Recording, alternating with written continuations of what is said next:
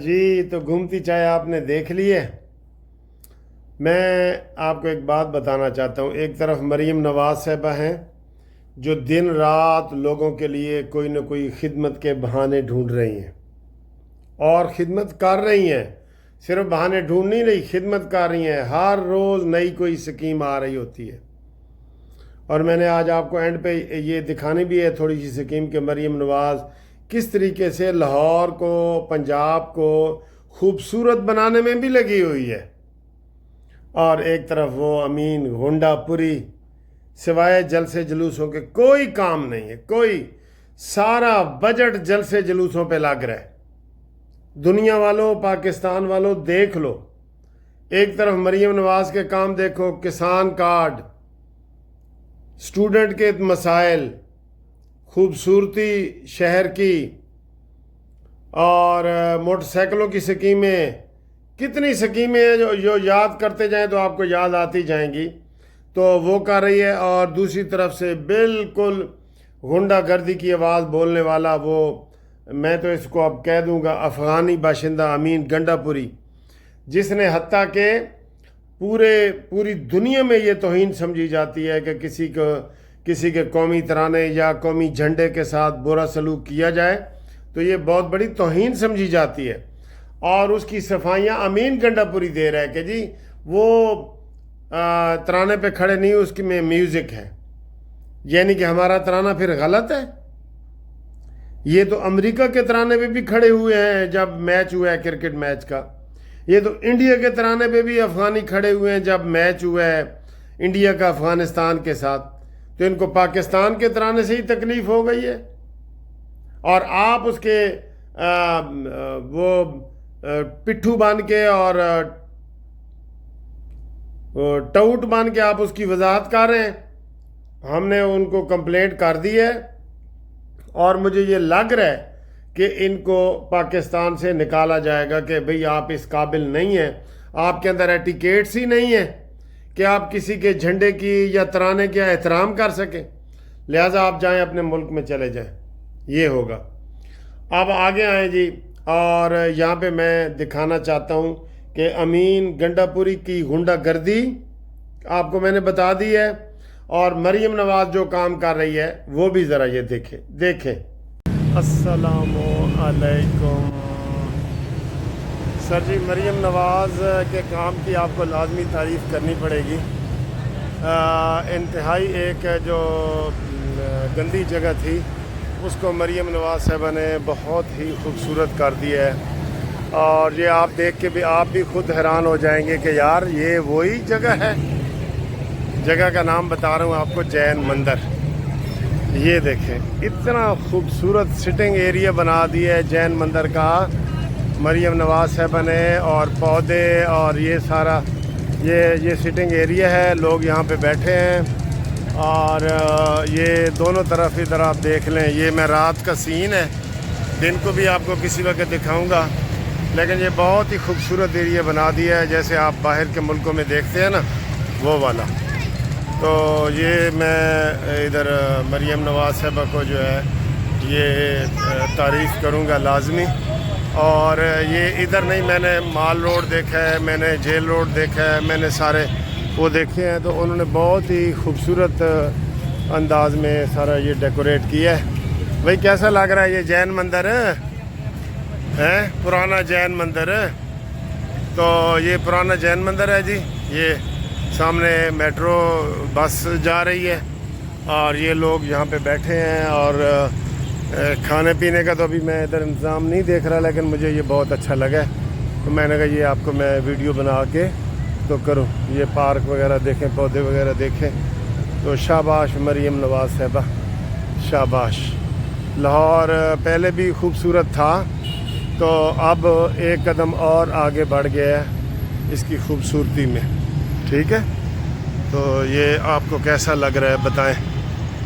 یہ وہ جین مندر ہے جو ایک گندگی کا ڈھیر تھا بالکل، اس کو دیکھیں یہ کتنا خوبصورت انہوں نے کیا ہے، ٹھیک ہے؟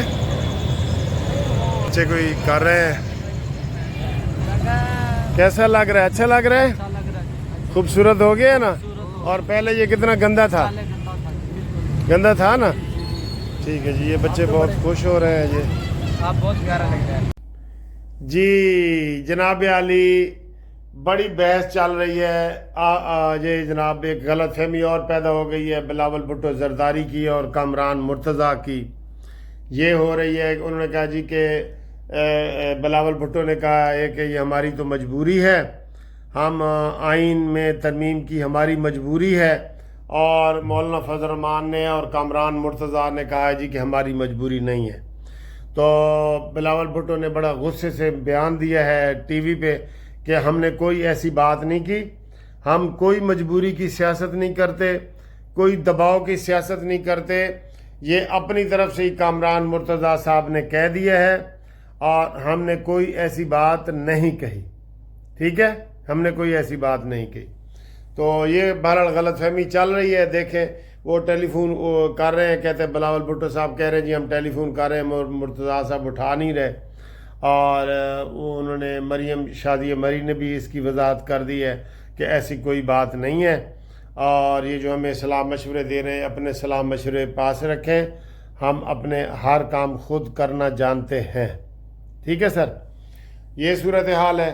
جلسے کے لیے درخواستیں لاہور ہائی کورٹ میں کرنے کی بھی جمع ہو گئی ہیں اور نہ کرنے کی بھی جمع ہو گئی ہیں.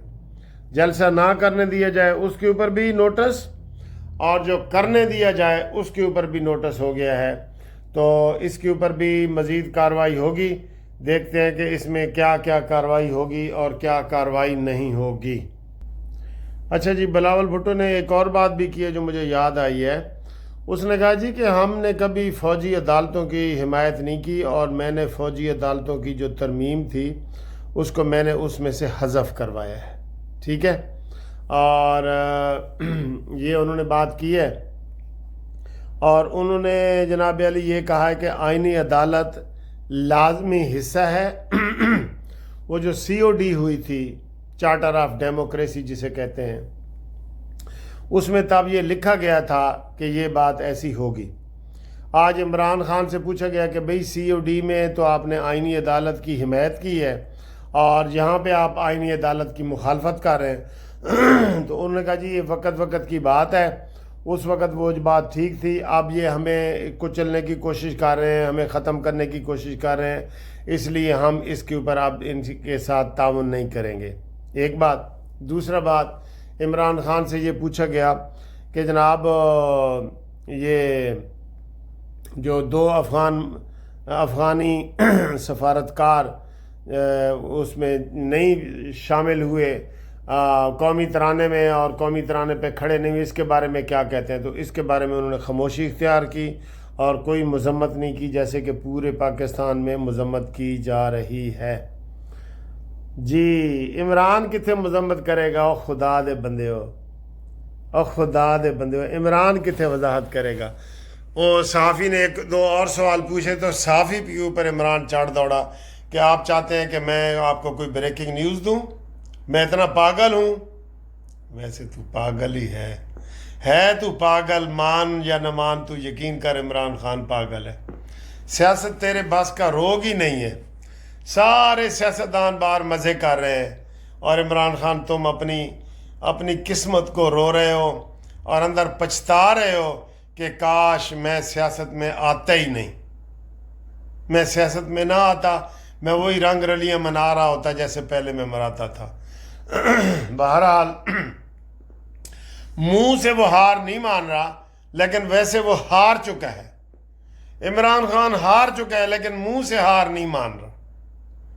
اور یہ بتایا جا رہا ہے کہ جناب اب دن گنے جا چکے ہیں بالکل، جب عمران خان کو فوجی عدالت کے حوالے کیا جائے گا، اور فوجی عدالتوں کے بھی دن گنے جا چکے ہیں جب وہ فیض حمید کے فیصلہ سنائیں گی، وہ فیصلہ سنائیں گے. ٹھیک ہے سر جی، تو آپ انشاءاللہ ہماری ویڈیو لائک کریں، شیئر کریں. Thank you very much. انشاءاللہ ملتے ہیں اگلی ویڈیو میں. اللہ حافظ.